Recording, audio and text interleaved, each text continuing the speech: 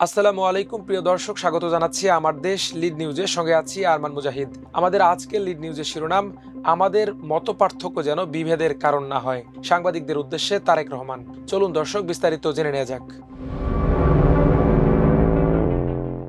BNP chairman Tarique Rahman বলেছেন, আমাদের মধ্যে মতপার্থক্য থাকবে, তবে তা যেন বিভেদের কারণ না হয়।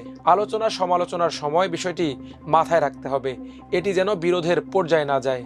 গতকাল রাজধানীর বনানীর হোটেল শেরাটনের বলরুমে সাংবাদিকদের সঙ্গে শুভেচ্ছা বিনিময় অনুষ্ঠানে এসব কথা বলেন তিনি। বিএনপি চেয়ারম্যান হিসেবে দায়িত্ব গ্রহণের পর তারেক রহমানের প্রথম দিনের কর্মসূচি ছিল সাংবাদিকদের সঙ্গে এই শুভেচ্ছা বিনিময় অনুষ্ঠান। জনাকীর্ণ এই অনুষ্ঠানে দেশের জাতীয় দৈনিক, ইলেকট্রনিক ও অনলাইন মিডিয়ার সম্পাদক, শীর্ষ নির্বাহী ও জ্যেষ্ঠ সাংবাদিকরা অংশ নেন। তারেক রহমান বলেন, আমাদের সমস্যা ছিল, সমস্যা আছে, তবে আমরা কোনোভাবেই 5 আগস্টের আগে ফিরে যেতে চাই না। 5 আগস্টের ঘটনা রাজনীতি নিয়ে নতুন করে ভাবতে বাধ্য করেছে। হিংসা ও প্রতিহিংসার পরিণতি কি হয় আমরা তা দেখেছি। তাই 5 আগস্টে ফিরে যাওয়ার কোনো কারণ নেই। গণতান্ত্রিক প্রক্রিয়া অব্যাহত রাখার মাধ্যমেই দেশের সমস্যা সমাধান সম্ভব। সভায় উপস্থিত বক্তাদের বক্তব্যের প্রসঙ্গ টেনে তারেক রহমান বলেন, ভবিষ্যৎ নিয়ে আলোচনায় গণমাধ্যমের স্বাধীনতা ও সাংবাদিকদের নিরাপত্তা বড় উদ্বেগের বিষয় হিসেবে উঠে এসেছে। মাহমুদুর রহমানের ওপর নির্যাতনের কথা স্মরণ করে তিনি বলেন, ওনার রক্তমাখা ছবি আজও আমার চোখের সামনে ভাসে। জেল জুলুমের শিকার রুহুল আমিন গাজীর কথা স্মরণ করে তিনি বলেন, আমার 60 লাখ নেতাকর্মী এবং আমার মায়ের সঙ্গে কি হয়েছে সবকিছু এক করলে দেশের বাস্তবতা বোঝা যায়। মতবিনিময় সভায় তারেক রহমান বলেন, আগামী নির্বাচনে ইনশাআল্লাহ জনগণের ম্যান্ডেট নিয়ে সরকার গঠনে সক্ষম হলে আমাদের একটি সুস্পষ্ট পরিকল্পনা রয়েছে। গত 25 নভেম্বর দেশে ফিরে আমি বলেছিলাম, মার্টিন লুথার কিং বলেছিলেন, আই হ্যাভ এ ড্রিম। আমি বলেছিলাম, আই হ্যাভ এ প্ল্যান। এ সময় তারেক রহমান সাংবাদিকদের নিজের আগামী দিনের পরিকল্পনা তুলে ধরেন। তিনি জানান, এই পরিকল্পনার একটি বড় অংশ বাংলাদেশের নারী সমাজকে ঘিরে। এর অংশ হিসেবে ফ্যামিলি কার্ড চালুর প্রস্তাব তুলে ধরেন তিনি। তারেক রহমান বলেন, বাংলাদেশের মোট জনসংখ্যার প্রায় অর্ধেক নারী। একজন নারী গৃহিণী বা হাউস ওয়াইফ এ ফ্যামিলি কার্ড পাবেন। এটি আজীবন নয়, 5 থেকে 7 বছরের জন্য দেয়া হবে। এ সময়ের মধ্যে তাকে রাষ্ট্রীয় সহায়তা দেওয়া হবে যাতে তিনি অর্থনৈতিকভাবে স্বাবলম্বী হতে পারেন। এক পরিবার থেকে একটি কার্ড পাবেন। তারেক রহমান বলেন, দেশের বিশাল তরুণ জনগোষ্ঠী দিশা ও গাইডেন্স চায়। শুধু নতুন প্রজন্ম নয়, সব প্রজন্মই এখন নেতৃত্বের কাছ থেকে দিক নির্দেশনা প্রত্যাশা করে। 1971, 1990, 2004 এবং 2024-এর 5 আগস্টের অভিজ্ঞতা সামনে রেখে রাজনীতি করলে দেশকে সঠিক পথে নেওয়া সম্ভব। যুক্তরাজ্যে অবস্থানের সময় দেখা একটি নির্বাচনী বিতর্কের উদাহরণ তুলে ধরে তারেক রহমান বলেন, ওখানে 2 দলের নেতা অ্যাম্বুলেন্স সার্ভিসের সময় 20 মিনিট থেকে 19 বা 15 মিনিটে নামানোর প্রতিযোগিতা করেছিলেন। অথচ আমরা 54 থেকে 55 বছরেও ঢাকায় কার্যকর অ্যাম্বুলেন্স সার্ভিস গড়ে তুলতে পারিনি। স্বাস্থ্য খাতে ইউরোপীয় দেশগুলোর উদাহরণ টেনে তারেক রহমান বলেন, চিকিৎসার চেয়ে প্রতিরোধমূলক ব্যবস্থায় রাষ্ট্রের খরচ কমে এবং মানুষ সুস্থ থাকে।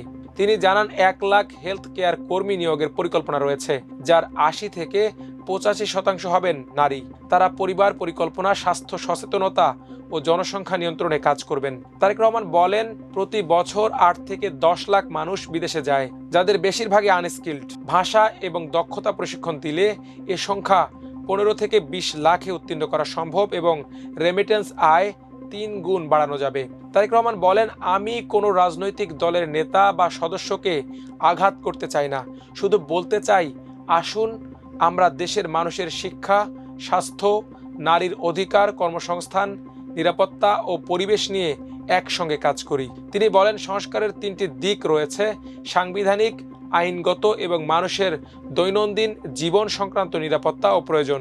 রাজনৈতিক সংস্কারের পাশাপাশি সাধারণ মানুষের মৌলিক চাহিদা নিয়ে আরও বেশি আলোচনা প্রয়োজন।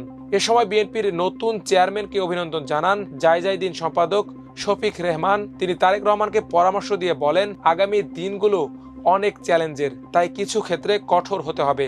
বিশেষ করে বাংলাদেশ ব্যাংকের দিকে নজর দিতে হবে। হাসিনা পুত্র জয় ইন্ডিয়ার লোক এনে বসিয়েছিল বাংলাদেশ ব্যাংকে। তাদের যোগসাজশে $1 বিলিয়ন চুরি হয়েছে, কিন্তু গভর্নর আতিউর রহমান এত পরে প্রকাশ করলো কেন? এজন্য স্পেশাল কমিটি গঠন করতে হবে। কমার্শিয়াল ব্যাংক থেকে অর্থ পাচার বন্ধ করতে হবে। সাধারণ মানুষের জন্য দ্রব্যমূল্য নিয়ন্ত্রণে রাখতে হবে। এরপর পুলিশ বাহিনীকে নতুন নৈতিকতা ও মূল্যবোধে শিক্ষিত করতে হবে, যাতে তারা সরকার ও জনগণের মধ্যে ভারসাম্য রাখতে পারে। সাংবাদিকদের পরিবারের জন্য পেনশনের ব্যবস্থা করতে হবে।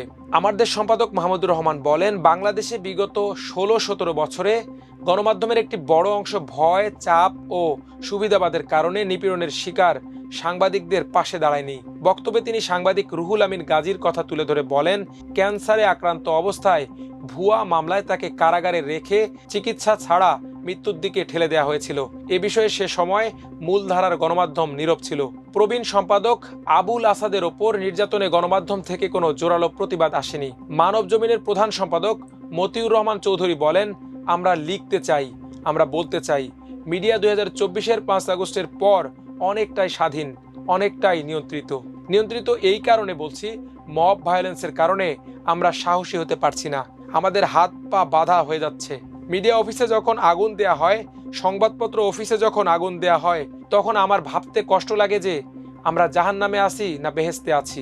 তারেক রহমানের কাছে প্রত্যাশার কথা জানিয়ে তিনি বলেন, ইতিহাসের এক যুগ সন্ধিক্ষণে তিনি বাংলাদেশের রাজনৈতিক অঙ্গনে ফিরে এসেছেন। সামনে কঠিন চ্যালেঞ্জ।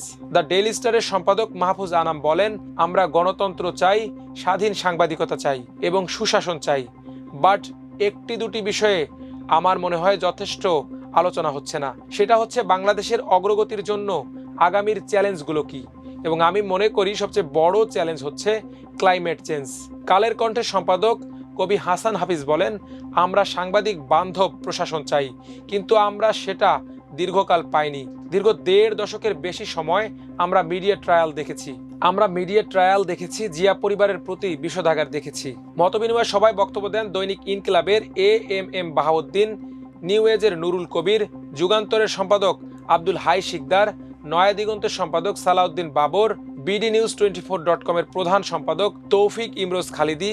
আরও উপস্থিত ছিলেন আমার দেশের নির্বাহী সম্পাদক সৈয়দ আবদাল আহমদ, সংবাদের আলতামাস কবির, ফিনান্সিয়াল এক্সপ্রেসের শামসুল হক জাহিদ, বিজনেস স্ট্যান্ডার্ডের ইনাম আহমেদ, বাংলাদেশ প্রতিদিনের আবু তাহের, প্রতিদিনের বাংলাদেশের মারুফ কামাল খান সোহেল, দেশ রূপান্তরের কামাল উদ্দিন সবুজ, বণিক বার্তার হানিফ মাহমুদ সহ আরও অনেকে। বিবিসির সম্পাদক মিস সাব্বির, বিশেষ প্রতিনিধি কাদির কল্লোল, আল জাজিরার তানভীর চৌধুরী, রয়টার্সের রুমা পাল, এএফপির শেখ সাবিহা আলমও উপস্থিত ছিলেন।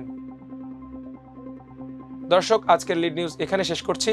সবাই ভালো থাকুন, সুস্থ থাকুন আমার দেশের সঙ্গে। আল্লাহ হাফেজ।